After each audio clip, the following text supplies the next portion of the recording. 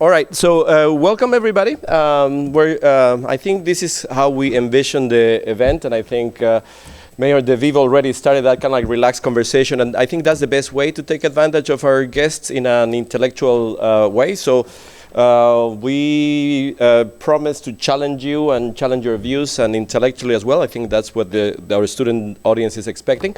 My name is Martin Mendoza-Botelho. I'm the chair of the Political Science Department, and I welcome you all to this event.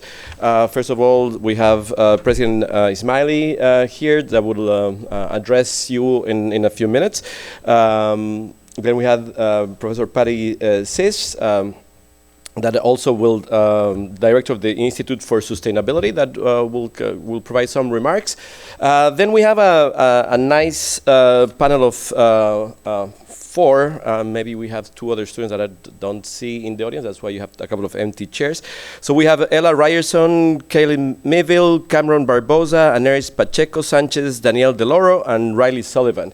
So these are going to spearhead the discussion, and they kind of prepared ahead of time. And just not to put you in an ambush to our two guests, the purpose of this event is to kind of link different ideas, and we're using this book that you might have seen around campus.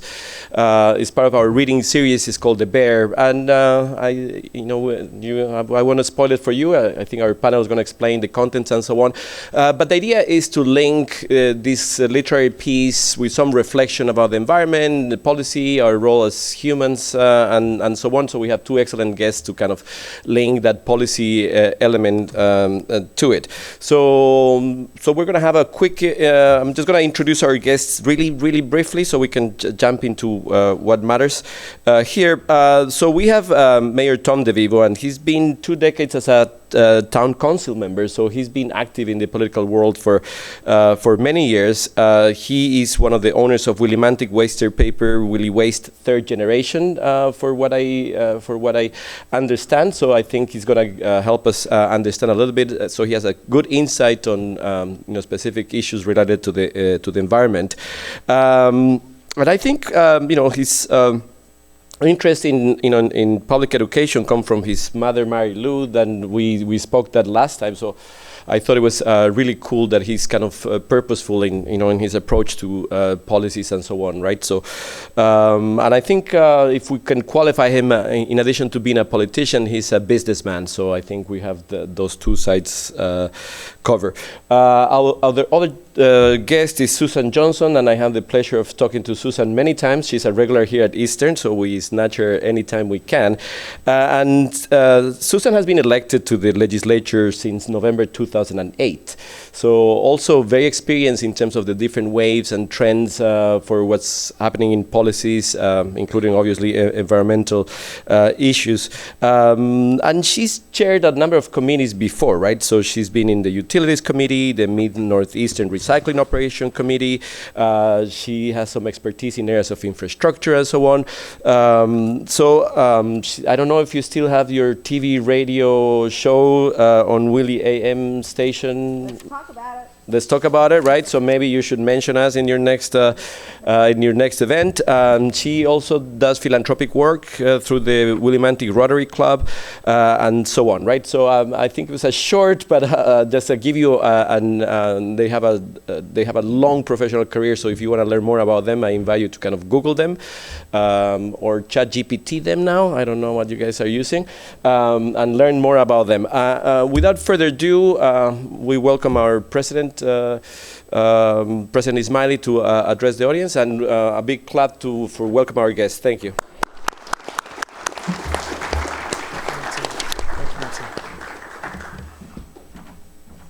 Well, good afternoon, everyone. How's everyone doing today? Okay, good. Well, welcome to this discussion on the Bear, environmental awareness, and the role of policy in shaping a more sustainable future. Eastern is proud to foster conversations that challenge us to think critically about our world. Conversations that blend literature, science, and civic engagement with the goal of inspiring meaningful action. I want to extend my gratitude to State Representative Susan Johnson, a proud Eastern alum, and Wyndham Mayor Tom DeVivo for joining us today. Your leadership and dedication to environmental policy make a significant impact, and I know we're all eager to learn from your insights. This event is part of Eastern's ongoing Big Read program, an initiative that brings our community together through literature and dialogue. The Bear offers a powerful exploration of survival, resilience, and our relationship with nature. An especially relevant topic as we navigate the challenges of climate change and environmental stewardship. I also want to recognize the efforts of our faculty, staff, and sponsors, including the Art Gallery, the Department of Political Science, Philosophy, and Geography, and the Department of Environmental Earth Science. A special thank you to our amazing students who will share their perspectives on the novel's themes. Your voices are central to this discussion, so we're really happy that you're here. Finally, I'd like to acknowledge Julia Wintner, Director of the Art Gallery, for her creative vision in making this event a reality. It was Julia who first had the idea to bring this discussion to Eastern and reached out to Professor Martin Mendoza-Botelho and to Dr. Patty Stitch to bring it to life. So here we are. So thank you, Julia, Martin, and Patty. With that, let's begin what I know will be an insightful and thought-provoking discussion. Thank you for being here, and let's continue to engage in thoughtful, meaningful dialogue about the future of our environment and planet. Thank you.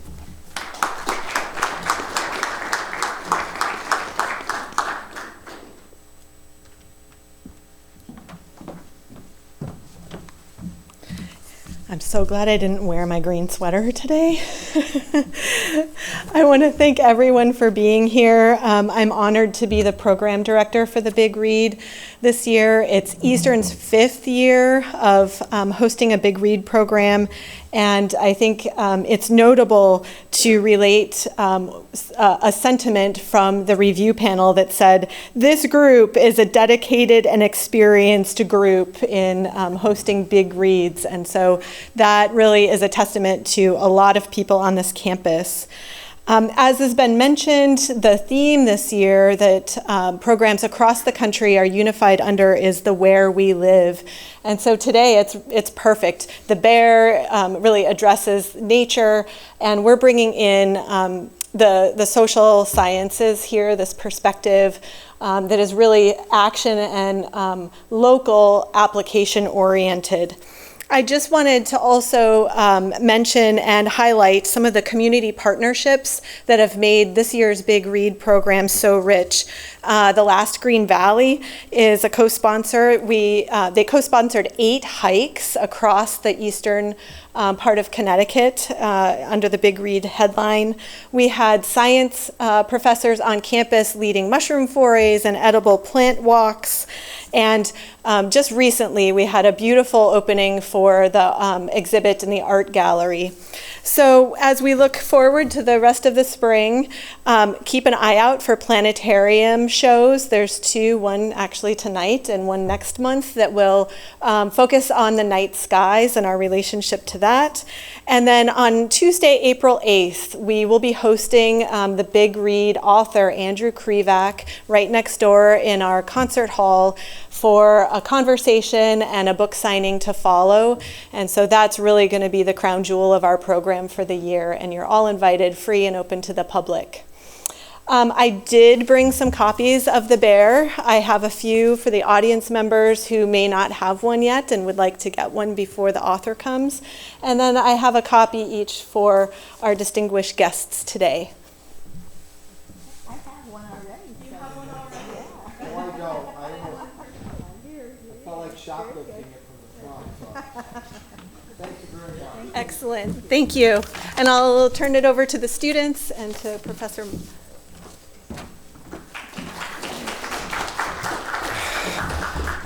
Yes, a special thanks to Julia, because she's the force behind this event, the one that brought us all together.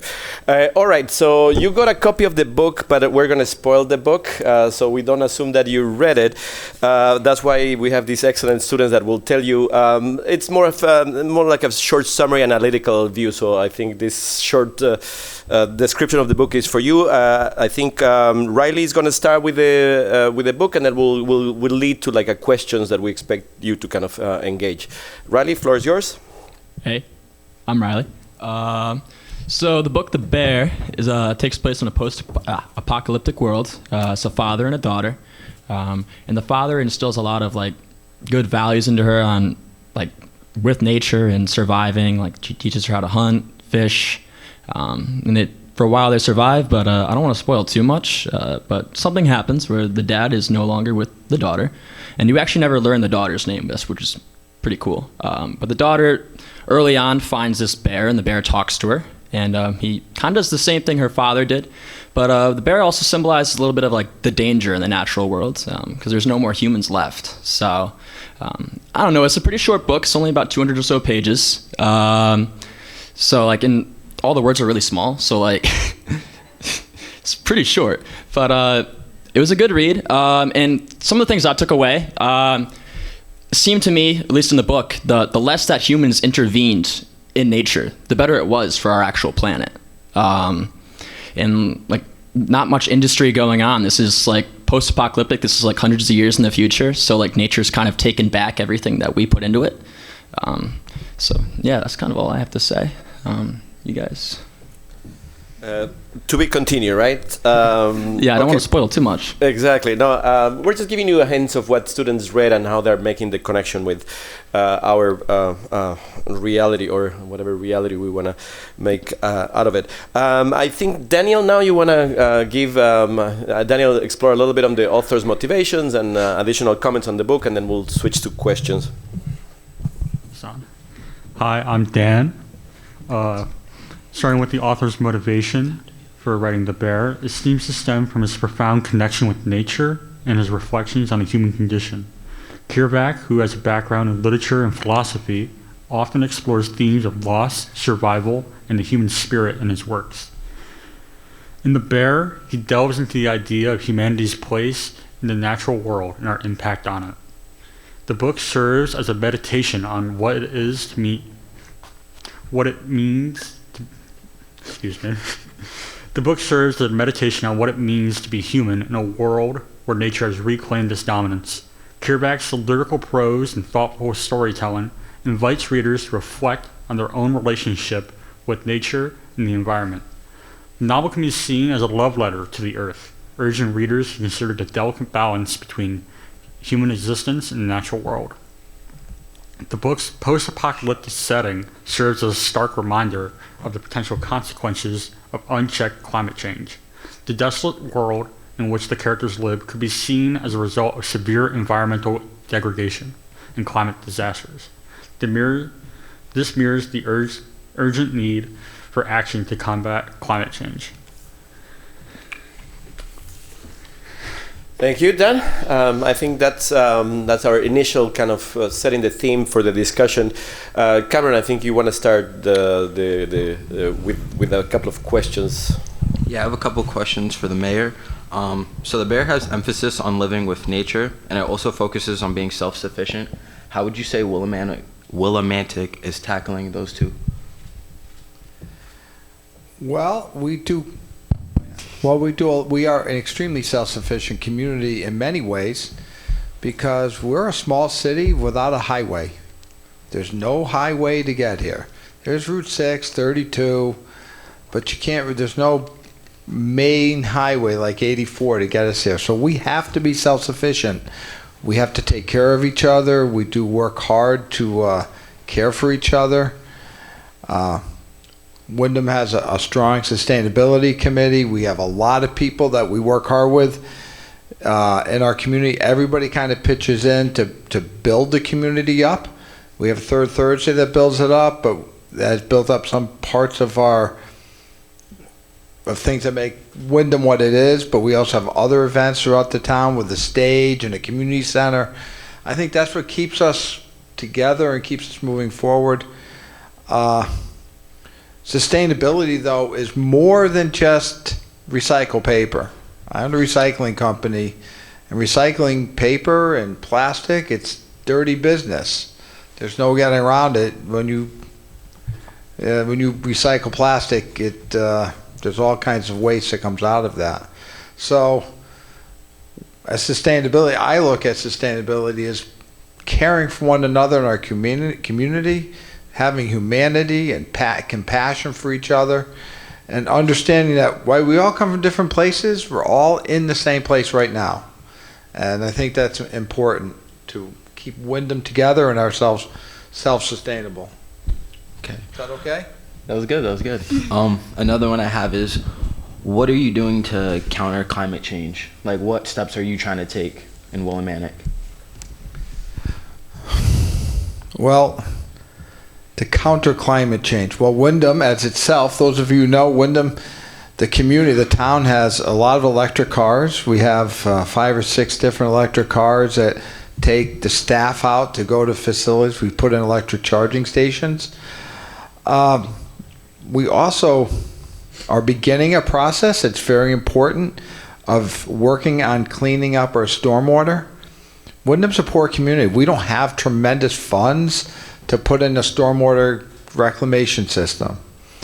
But those who don't know, every time it rains, the water goes runs off your parking lot, goes down to a storm drain, down a pipe, maybe an above ground stream, and ends up in one of our 3 rivers.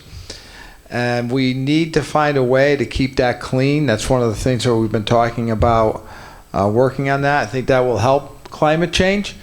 I mean, many of you probably don't know, there's a stream that's under Eastern that runs across Prospect Street and Valley Street, and it's above ground, but it's underground through your whole campus.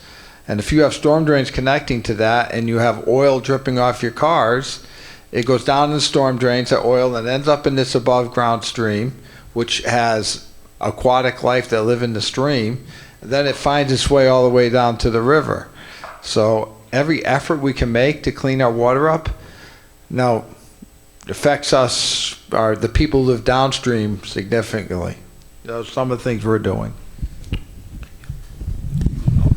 I think we're going to give now the floor to Ella. Hi, I'm Ella. So the book touches on themes of change and kind of coming from, daily habits, ones that animals, ones that humans, are used to. And it talks about change being this motivator for the changing of someone's habits.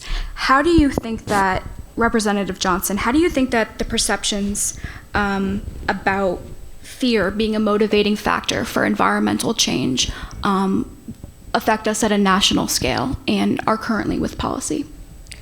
So I think that when you take a look at the national policy, I think a lot of it gets distorted. When we move it down to the state and the local government, a lot of the change that can occur right here in Wyndham. One of the bills that I put in this year was to do geothermal heating and cooling. The thing that we have to do is take a look at what we have for resources where we are.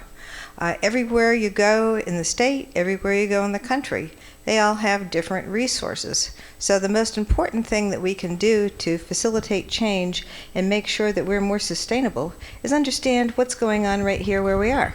As Mayor DeVivo said, we're sitting on streams, but we also are sitting on an aquifer.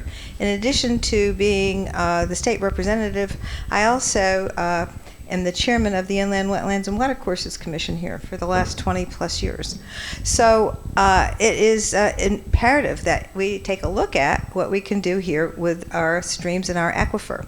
Eastern Connecticut State University is one of the most sustainable universities in the country. So bravo to Eastern, right? And what they have geothermal here.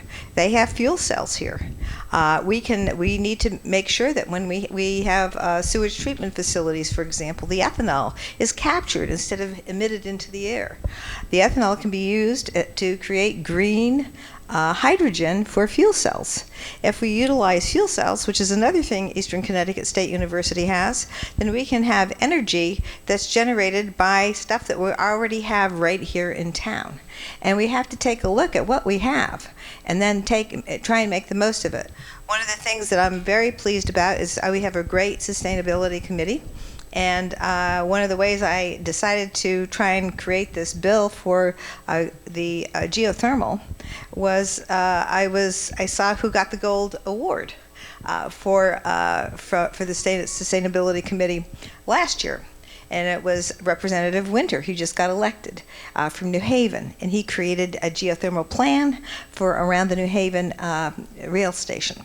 And so he knows what he has in New Haven, and he was able to pull that together.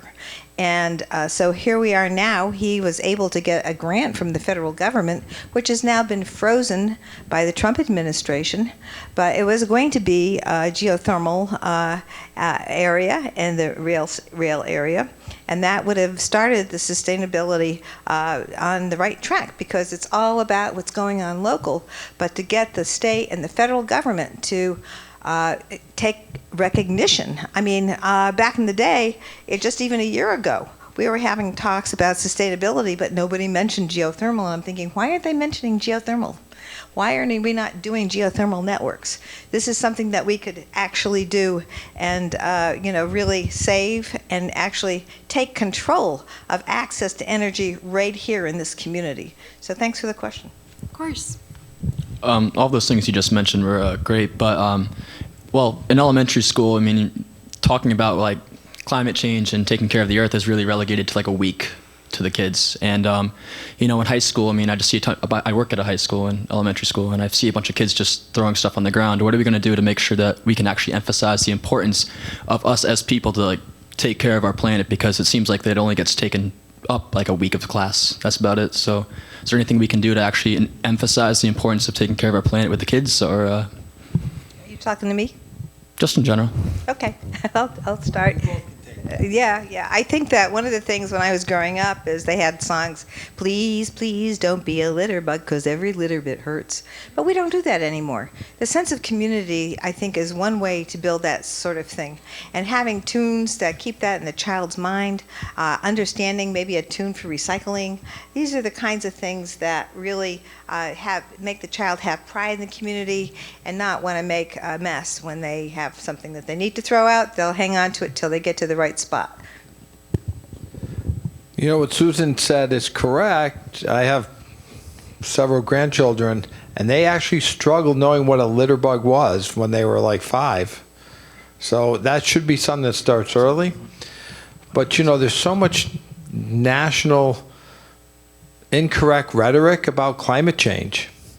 And it's because it's real, okay? There really is climate change.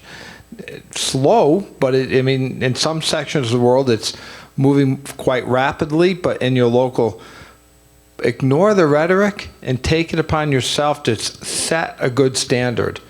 Do what you can do. You might not be able to get your neighbor to do it, but if you do your part on global climate change, pick up litter, recycle, reuse is actually the best way. Reuse those stainless steel water cans, that you can refill instead of plastic water bottles. Trying to compost food. Do it yourself and set an example.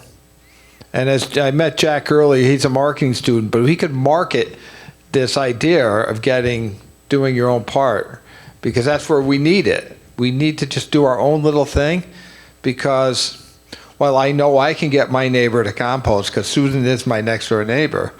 Many of you will find out that it's difficult to talk to someone about something like climate change. I actually own a house by the shore. My wife and I do. And we have a neighbor that absolutely does not believe in it one bit. And I've pointed out to him the storms are bigger, the sand's moving up every year, but he will never believe it. So let's just keep moving forward, doing our own part and doing a little bit at a time. Yeah, but what does that have to do with schools emphasizing it? Well, if you do your part, you set an example for children, and children will see how you live, and they'll follow it, right? That's helps schools. I mean, it is a difficult thing. It's expensive sometimes in the school to keep curriculum. But go to your school boards. Talk about your budget. Support the budget. Why are they only doing it a week? They probably only have a small budget funding for it. And if you get a larger funding stream for that, of course, I'm sure you can get more of it.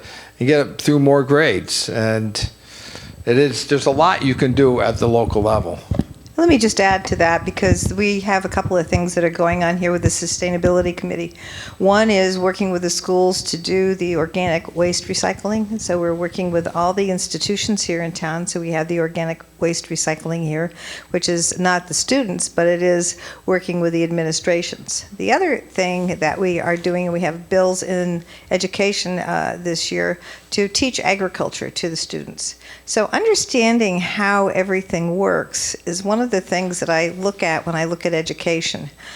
People that understand how their food is made, where it comes from, what they need to have for the earth in order to get a decent, potatoes or whatever it is that's growing. This is something that we really need to be able to do. So teaching the children, and we have bills in to teach the children about agriculture and how things work. The more appreciation the children have for how things work is and how they're, what sustains them, their food, their environment, making sure the air is clean. All these things get to the point where they will understand. But I think it goes to making sure the students understand how everything works, and that builds that sense of community. Because once they understand what they have, where they live, then they're going to be able to want to work to take care of it. I have a question for Representative Johnson. So Connecticut's one of the leading markets for residential solar at the moment. You were talking about budget cuts with the Trump administration. How do you think that that's going to affect Connecticut moving forward with the solar market? I don't think it's going to be positive.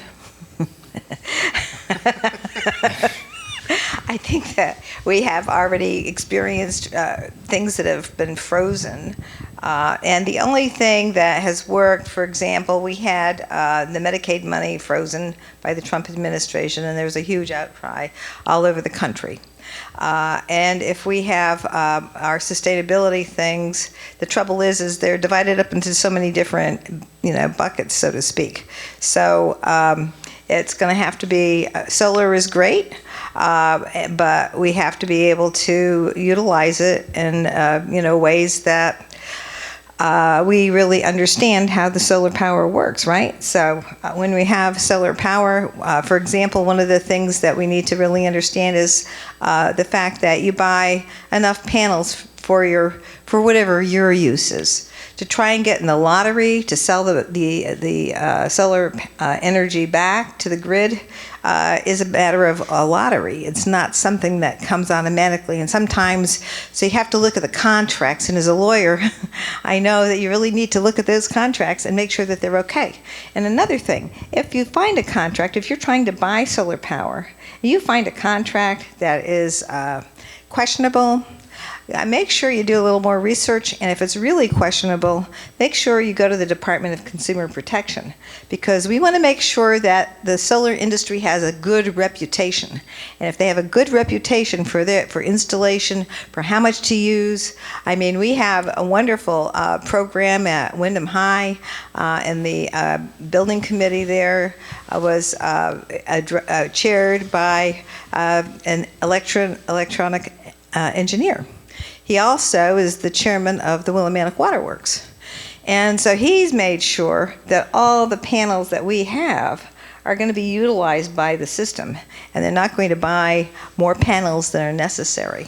These are the kinds of things you have to kind of look at. And as lawyers, my husband and I are lawyers for different municipalities, and so we take a look at when the municipalities are approached by these things, that we make sure that we are giving them the information that they need. We check with the engineers, and these things, the changes in the environment are complicated, right? Because you have laws, you have engineering, and then you have whatever you are in your environment that you have to understand. And so it takes, understanding these things and how they work.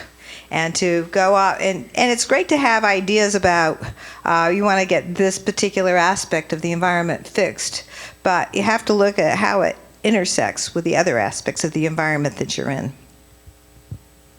Thank you. Thank you so much. If you had to think of one way that we could really revolutionize and change our approach to how we talk about climate. As you were saying, it all starts when you're young. So what kids see, they replicate. And what is something you think we can do here on campus that could make a difference in the Windham community? While walking around in the parking garage, I saw, a lot of trash. And so I'm trying to think of ways that students can get involved. Students who have an interest in environmental policy can get involved at the local level to help the community on campus and across Windham. There was a lot there. Do you see litter in the town's parking garage or the school's parking garage? Schools. Okay, because there is a lot of litter in the town's parking garage. Yeah. But the most important thing is to get that cleaned up and not create that and put that into proper receptacles right away. So you should have garbage cans around campus. I think that's important. I think that the students themselves should be maybe using more public transportation. Automobiles and buses and trucks create most of the pollution. You also have to help educate people that you're an educational facility, that climate change is real, because as I said earlier, there are people that refuse to believe it. And I know everyone in this room believes it. But there's some people that say it's always been going on. Well, maybe. I don't know that. But if it's always been going on, we are facing a changing climate with melting higher water levels and dirtier air, and we have to take some sort of proactive thing to be able to live with that, so that we aren't the last two humans, two of us could be the last two humans living on the planet with a pane of glass and a comb, as I read in the back here. There needs to be a way to plan to adapt and keep things cleaner and neater, and not so much cleaner because that's kind of in the eye of the beholder, but you can't. Electric buses support that, electric trucks, because electricity is typically created by natural gas. So we do need things that you can do that can keep our planet cleaner and safer environmentally. There's a lot Eastern can do locally. You can volunteer to help clean up the town. We have a cleanup. Eastern does like a clean up the town weekend. You can help out at the homeless shelter, because you talk about the environment. If you've ever been to a homeless camp, how many of you ever been down to the homeless camps in town? They have large piles of rubbish piled all over the place, big fires that they burn, wood and furniture. We need to change those actions and get those folks into housing, so they're not burning like old couch cushions and things of that nature. That helps too. So volunteering at the homeless shelter or volunteering helps so much that you can't believe it, because we do need to outreach to the folks that don't pay attention to the environment. They just want to stay warm, right? They're not burning a couch because they want to. They're burning it to stay warm. And if we could help keep them in housing, it really does make a difference. Sure, and I just want to add to that, because I think that one of the things that we've watched happen over the last several years is the fact that not just here, but all over the state, all over the country, we are growing a huge homeless population. And that's because we lost a lot of the federal, in the 1980s, there was a cutback in the housing and urban development grants to build housing. And because they cut back on those buildings, and they gave all Section 8, and then they kept cutting back on the Section 8 vouchers, we created lots and lots of homelessness. over the last 40 years or so. So this is something that's been ongoing and has been kind of ignored. At first it was a big deal. You used to see, oh, look, we have homeless people here, and you had a few of them. And then it was kind of silence about the homeless population. Now it's so overwhelming that the homeless population is it's growing. We have homeless people, senior citizens, for example, here, who are homeless. They go to the hospital. They're living on low incomes. They can't pay the rent while they're in the hospital and maybe for a short term in the nursing facility, and then they go into the shelter. Really? This is what we're doing now. So this is what we're trying to correct at the state level, but it's really, really hard. In Connecticut, we have 169 towns. 169 different ways of doing things. Other states, most other states, have county government. Here we have COGS, councils of government. We're working on making the councils of government stronger. I have a couple bills in right now to make the councils of government a little bit stronger so the towns can learn how to work together. Because right now our towns don't know how to work together. And I'm hoping that we continue to work with our region. But right now we are the regional hub for every single thing that the state of Connecticut needs in this region. 40% of everything that the value of this whole community goes to the state of Connecticut in tax exemptions. 40%. And so we have to change how we do things. And one way we're doing that is we finally got the education cost sharing grant increased to where it should be. And that took almost 10 years. Now I'm looking at special education for the students that have special needs, and it's a huge range of students. As we have now learned more about brain development, we now know that there are many students out there that could do excellent work if they just had that special education from birth to 3, from preschool to kindergarten, all the way through to high school. And that will get more and more people employed, that will get more and more people functional, that will go to the vision that was created back in the 1970s for when people wanted to actually have good special education. But nobody understood until, say, for the last 20 years, exactly the different types of brain development that we have, the fact that we have plasticity in the brain. So if you have an issue with some problem with the brain, plasticity means that you can change how your brain works. And you can make it work in a different way if you understand what the system would be to make that brain change.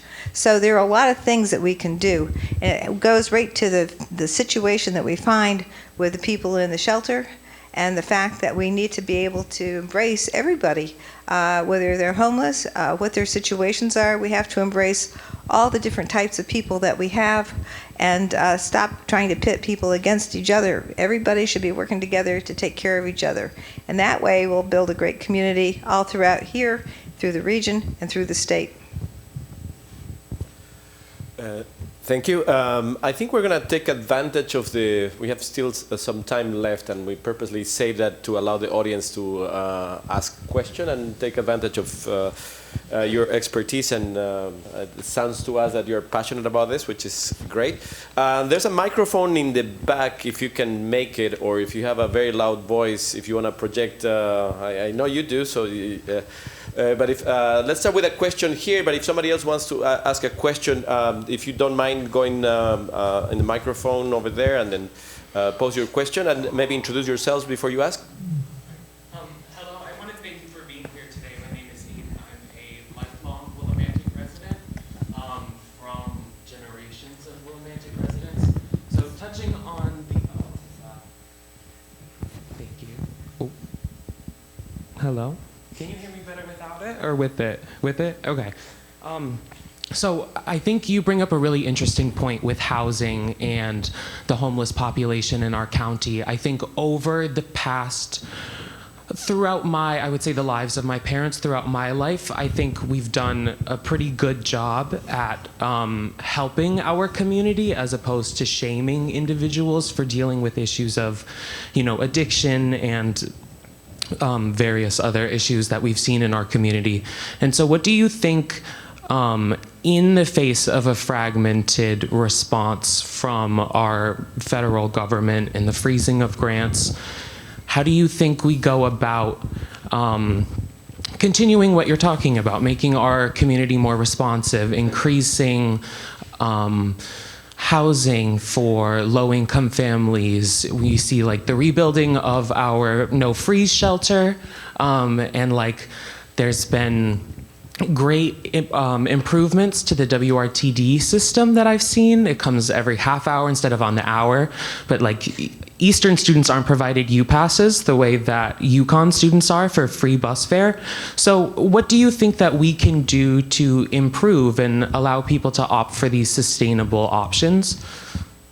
Let me not ask you too much. No, I think that's a great question. First of all, I think that there's a real concern in the legislature and in the places like universities here, in the places that provide services and nonprofit organizations, that everything's going to be frozen. If we lose the $14 billion that we get from the federal government, we are going to have to really it's going to be very, very difficult. But one of the things, like I said initially, when they froze the Medicaid program, all the people got together. Everybody contacted their congressman. Everybody contacted their U.S. senator. They marched. They go out. They go everywhere. They come to the Capitol. They let people know that this is not acceptable. So one of the things we have to do is watch for the freezing of these things. Right now, the veterans' benefits are being frozen, and I haven't seen much in the way of us getting behind the veterans. So it's got to take those things and look at what is going on, and then get out there and complain. Find your group, whatever your group is.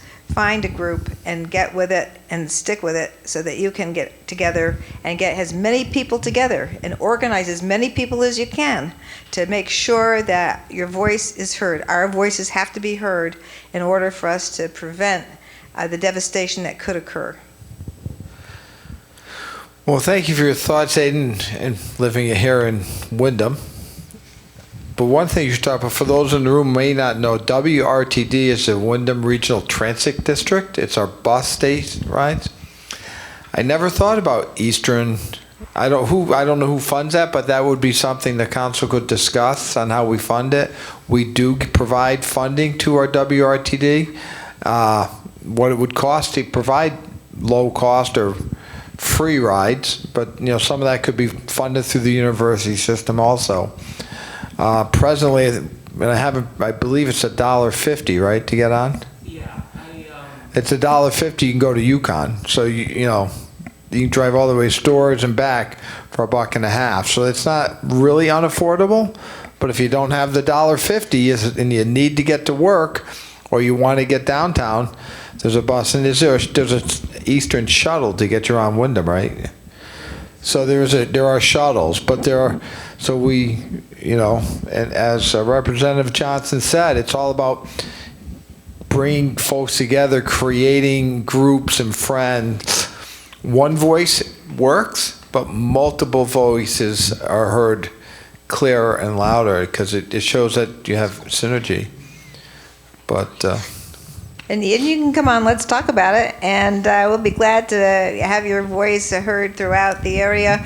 I have a podcast, so we do the show every Friday at 5, then it gets podcasted, then I blast it at the Capitol, and it gets blasted on cable access. So get the information out, find out who the groups are, and you're all welcome to come and bring a group, what you want to do, what you want to talk about. My husband and I, we love to talk about policy and make sure that everybody knows what's going on to the best of our ability. We've been volunteering doing this for almost 25 years. We just want to make sure people are connected with the community. And WILI, it's one of the last local radio stations with local news. We got local news, we got local newspaper. Even though we may not agree with all the stuff in it, it's local. And if you want to add to the conversation, write a letter to the editor. Ask to do a column. These are things, they could do a column for Eastern Connecticut State University. You can come on our show, and I'll be glad to have you and talk about things. So it's just getting that information out and getting the group together. And then if you have your website for these things, then you can get those things out to people. But it's all about, I think that we got, I think COVID had us get into our own little chambers. And, even today we have Zoom, but now I find that, I can do 3 meetings at once with Zoom. And but it used to be where I was at the Capitol and I'd walk from room to room, I'd see people. And now you're in your office trying to vote, trying to hear with all the different Zoom technology, but it feels like we probably are doing more. And in some ways it's good because the Zoom allows people to provide testimony from home. So you can go and join in one of our meetings, one of our hearings rather, on a bill, and you can do your things at your house, and then when your name is called, to go on Zoom. Sometimes we're there till 3 a.m. Listening to people doing hearings, and you don't have to wait at the Capitol anymore to get your turn. So it's that kind of thing that, helps a lot. So it's good. I think that as time goes on, we'll figure it out better, but it's good to make those connections. We need to get back to connecting with our neighbors and friends and the people that share our ideas.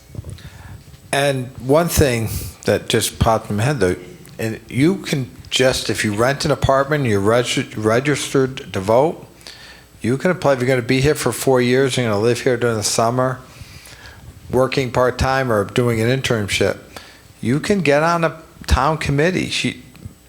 We would love to have you on inland wetlands, any one of you. Representative Johnson has brought to my attention she needs more members all the time. We need members for our sustainable committee. It fell apart. We need people to step forward and participate in our democracy.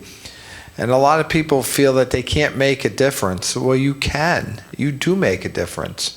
And, because, you can't always, you're not going to build a spaceship and go to Mars, right? You're not going to do that. No one's ever going to do that. I know Elon Musk says he will, but he won't. But you can make real differences in your communities by volunteering and stepping forward wherever you live. If you live in Southington or Middletown or Stonington, wherever you call home, when you can make a difference. And it's important. We all need you. I don't care what town. I work with a lot of mayors, as Representative Johnson knows. I see them, and they all say the same thing. There's a lack of public participation in government. And because it's hard when you get out of college, you got to pay your loans off. You got to want to buy a house. You want to create your own lifestyle. But we need you to give back a little bit too. So it's it helps make society a better place. Those were great questions, Aiden. Thank you. We have one question in the back. Go ahead. Ask you to be brief, so maybe so we have time. So I just wanted to comment. I'm a senator here at Eastern Connecticut State University. It hasn't really been announced yet, but we did pass the UPass. So I just wanted to throw that out there. But also, for people who are looking to get involved, I wanted to join SGA. That is a perfect way if you're trying to get into government, if you're trying to make a difference, join your student government. That's a perfect way to do that. But my real question was, I'm a member of our U.S. Armed Forces, and I really am concerned about our veterans and how we are falling down on them. There are so many veterans who are committing suicide every day because they're not given the proper things that they need to survive. And so I ask you both, what are we doing, both federally or in our town, to help with our veterans? What are we doing for them? Okay, there's a few things that we have here in Connecticut that other states don't have. And certainly you're absolutely right. When they froze the veterans benefits, when they got rid of the people who run the veterans programs on the national level, that's a real problem. And that's something that we should really get together for the veterans and have some type of a movement. So I'm in session now, but if you want to organize something, I'll do my best to make sure that I'm there and I bring as many people as I can with me. The other thing that we have here is something called, and it was started after World War I, and it was started with a penny tax on the cigarette, and it's called the Soldiers, Sailors, and Marines Fund. Now, we have that, and it's now being administered by the American Legion. It's a fund that's there to provide temporary assistance for veterans and their families if they left and went and served from the state of Connecticut. So that is a program that we have here.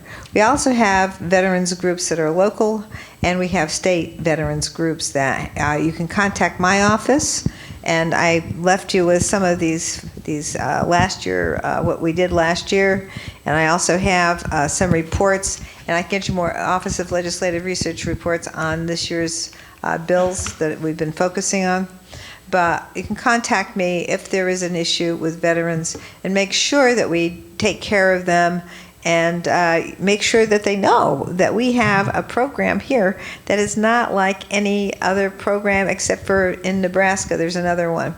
I know this because when I was here at Eastern Connecticut State University, I wrote a manual for legal services on this, and I've been following it ever since. So it really meant a lot to me, because I got out right after, I graduated in '76, so it was right after the end of the Vietnam War, and veterans were having a hard time getting the benefits. And so I wrote this manual for legal services, and they were able to use it. And I also, when I went to work, there was a paralegal representing people in healthcare issues, which is actually my area of expertise. That is something that I, really was able to help. I went and was trained by the National Legal Veterans Association to make sure veterans were treated fairly and were getting the benefits that they were supposed to get. Well, first of all, I'd like to thank you for your service to our community and to our nation. One of the things that Wyndham has done is that we have a veterans advisor that is funded by the town through municipal taxes. His name is Bill Woodbury. They call him Woody. And we had him working on a regional basis so that he would be assisting folks from a region, and all variety of towns would kick in, like Mansfield would pay a little bit in, and Columbia and Lebanon. Well, we found out that it's seen that many Wyndham veterans weren't getting the services that they needed. It's only one person, he can only do so much. We brought that back in-house. It's no longer a regional effort. So therefore it means Mansfield will have their own veterans advisor, Lebanon will have their own, Columbia will have their own as the budgets move forward. That was a big sell, because the gentleman is, or whoever the person is, in the future, they need to make a living. They can't do this for free. So we had to fund it, and and you have to have health care and all the other things. Wyndham does a lot. We support the VFW, the American Legion. We sponsor the coffee house at the community center. There's also one over 47 Crescent Street that's run by a foundation. So there's a variety of opportunities for veterans to get help. We're always offering outreach. The town of Wyndham has a veterans preferred hiring policy. So that's some of the things that we've done. And are we perfect? We're not. We're not perfect. We're going to get better. We're going to continually working on it, because veterans that came home from World War II are different than the veterans that came from Vietnam. And the veterans that are coming home from the Middle East or came home, they are suffering all different challenges. And, they have health concerns and a lot of other issues, because we've changed the chemical composition of our warfare. So it's really brought some challenges. But in Wyndham, we do support them. If you want to come, if you're here on Memorial Day weekend, you don't have to run off. I know campus should still be going on. Some of you still be here. We have a parade, so that we have, and then it goes down to Memorial Park, which is west. It's 1 block away from Dairy Queen. I know you all know where Dairy Queen is. It opened, by the way. I heard it opened yesterday. So if you're looking to get some ice cream today after this meeting, this group meeting, come on down to Dairy Queen. I don't own it. I have nothing to do with it, but but it is there. Memorial Park is right there. We're always we're raising money for a Agent Orange Memorial. Is that what it is? Agent Orange Memorial. Because One thing about being mayor, I'm helping raise money for everything, so it seems to be the hobby Susan and I, Representative Johnson and I have. Yeah, I just want to add also, thank you for your service and bringing this up. But my father served in World War II. My grandfather was served in World War I, and my husband served stateside during the Vietnam War. I have a long history of people who are veterans, and every single, just as the Mayor DeVivo said, every single person who served during the war or serves anyway, and not even during a war, but just serves. They are going to be exposed to things that the general population isn't exposed to. And it really is important that we make sure that their benefits are, that they're taken care of with their health benefits, because they have health things that they shouldn't have to prove. They should just be able to get the care and the treatment and the subsidies that they need to get their lives going and get the health care that they need. And there have been times when I've worked with veterans to try and make sure that they get their coverage. And it shouldn't have been that kind of a trial to go through. So yeah, we need to work together. We need to know that without the veterans and the people like you who served, we would not be free. We would not be free. People that are brave like you make it so that we are free. We're going to have one last participation done. The issue, I think, for some students is that you might have class soon. So we'll be mindful. Let's be mindful of other students' schedule. Dan? Yeah. This is a question for Representative Johnson. Earlier you spoke about cooperation, and I was wondering how on Capitol Hill do you approach breaching the party boundaries to find a bipartisan solution to solving problems? That's a great question, and that's something that you see nationally, that we have problems, divisions, but here in Connecticut, we don't have those kinds of divisions. We do work together because we are smaller. Now that doesn't mean that we don't have our differences, because we certainly do. But it's about 90% to 95% of all the bills that are passed by partisan level. The job that I have, I'm a deputy majority leader, so I screen with my little group of deputy majority leaders with the majority leader all the bills. Then what happens is the minority leader and his group on the other side of the aisle, they screen all the bills. Then everybody gets, those two leaders from each side in the House get together and they negotiate what's going to get to the floor. It's the same in the Senate. The Republicans in the Senate and the Democrats in the Senate, they go through their screening, and they decide what they're going to do. Then the President pro tem, Marty Looney, and the Ritter, Speaker Ritter get together and say, how are we going to get this done so we can get the bills that we need to get done to make the state work? So it's that's how we do it. And we all know that we have to get along, but we do have our differences, there's no doubt. And there are differences, but sometimes what happens is if people keep bringing a bill back, right, and you keep getting a hearing because you get more and more people interested in your bill, then eventually you might get it passed. And you're going to do it. Like I have a bill on workers' compensation right now that I've been working on for, 10 years.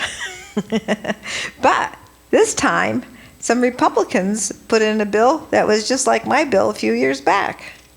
So I co-sponsored their bill because it's just like what I wanted to do. And now we've got Democrats and Republicans on that to try and make sure that people get coverage instead of getting delays. If an undue delay is part of the problem, it may not be all the people on workers' compensation with an undue delay, but an undue delay can cause a loss of a leg. It can cause a lady to get her wheelchair fixed so then she gets into another accident. There are all kinds of things with workers' compensation that really shouldn't be an undue delay because it's the grand bargain. The grand bargain is that the worker gets injured at work, they don't get to sue, and the employer doesn't get to say, no, you're not going to get any money because, you can't sue. So that's a balancing act that we're looking at, but it's just an example of how you put in bills over time, you get more and more cooperation, and, it doesn't happen overnight. Sometimes it might look like it did, but it really is a lot of work. You know, and I'm going to answer that on the local level. I'm a Democrat. We have Republicans, Green Party, and Working Family Party on our council. There's a Republican gentleman. We are as different as water and rocks. I mean, we are. We are completed. I sat next to that man for three years. I now get invited to his pig roast at his house. He's been to my house. We've become friends. We're neighbors. He still is very conservative. Okay? I have an electric car. He laughs at it. Okay? He just makes fun of me. I make fun of his giant pickup truck with 6 wheels. Okay? So it's okay. But now we're friends because I took the time to sit next to him, to listen to his lifestyle. He took the time to listen to me. So it's all about knowing that we're different, but still wanting to be friends and understand each other. No one's ever going to be the same as everybody. But this gentleman, that's how we are going to overcome bipartisanship. And we will get along, and we will figure out a way forward as long as we respectfully are respectful to each other and understand that we have more similarities than we have differences. I think that's real important in politics. Thank you. I think that gives a hopeful view, right? I think if we want to change things, we have to start by understanding each other, exchanging ideas in in environments like this one, right? So we should listen before we speak, right? And with that, let's give them a warrior, thankful welcome.